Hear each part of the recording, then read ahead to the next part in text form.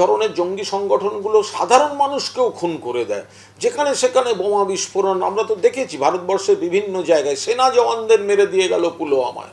ফলে নিশ্চিতভাবে মুখ্যমন্ত্রীকে নিরাপদ রাখা উচিত, পাশাপাশি এমনভাবে জঙ্গি দমন করা উচিত যাতে সেনাদের প্রাণও না যায়, সাধারণ মানুষের প্রাণও না যায়।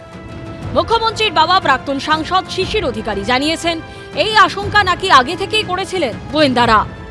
আমরা 3 মাস আগে থেকে জানতাম।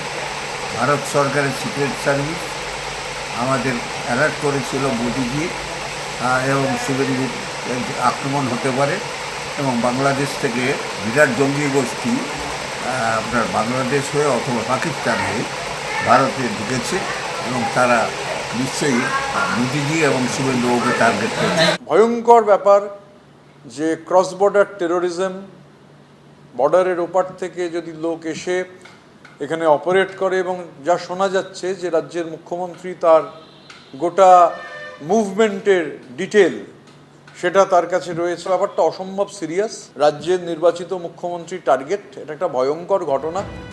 এই ঘটনা ভাবাচ্ছে নিরাপত্তা বিশেষজ্ঞদেরও।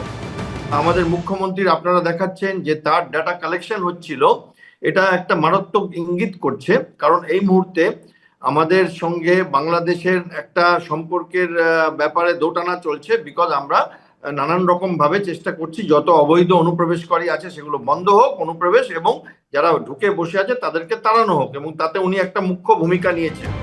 ধৃত জঙ্গিকে জেরা করে আরও তথ্য জানার চেষ্টা চালাচ্ছেন তদন্তকারীরা।